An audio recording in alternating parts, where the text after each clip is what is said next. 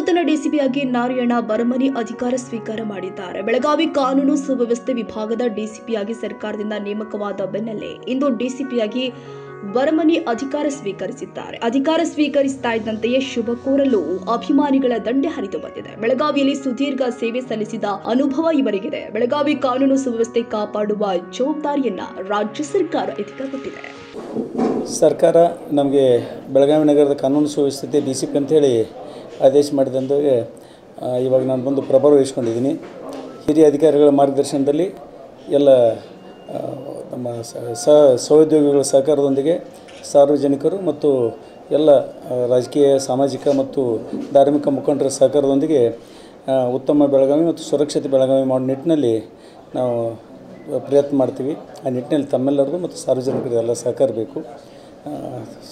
ಶಾಂತಿ ಮತ್ತು ಸುವ್ಯವಸ್ಥೆ ಕಾಪಾಡುವಲ್ಲಿ ಎಲ್ಲರ ಸಹಕಾರನ ಈ ಮೂಲಕ ಕೋರ್ತಾ ಇದ್ದೀನಿ. ಧನ್ಯವಾದ.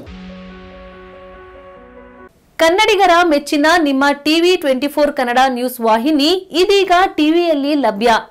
ಕರ್ನಾಟಕ ಮತ್ತು ದೇಶ ವಿದೇಶದ 360 ಡಿಗ್ರಿ ಸುದ್ದಿ ಹಾಗೂ ಉತ್ತರ ಕರ್ನಾಟಕ, ಬೆಳಗಾವಿ, ಬಾಗಲಕೋಟೆ, ಧಾರವಾಡ, ಹಾವೇರಿ, ಗದಗ, ಬಿಜಾಪುರ ಜಿಲ್ಲೆಯ ಕ್ಷಣ ಕ್ಷಣದ ವಿವರವನ್ನ ಪಡೆಯುವುದಕ್ಕೆ ಟಿವಿ 24 ಕನ್ನಡ ನ್ಯೂಸ್ ವಾಹಿನಿಯನ್ನ ಲೈಕ್ ಮಾಡಿ, ವಿಡಿಯೋಗಳನ್ನ ಶೇರ್ ಮಾಡಿ, ಕಮೆಂಟ್ ಮಾಡುವ ಮೂಲಕ ನಮ್ಮ ವಾಹಿನಿಗೆ ಸಹಕಾರ ನೀಡಿ ಮತ್ತು ಚಾನೆಲ್ ಅನ್ನ ಸಬ್ಸ್ಕ್ರೈಬ್ ಮಾಡಿ. Thank you.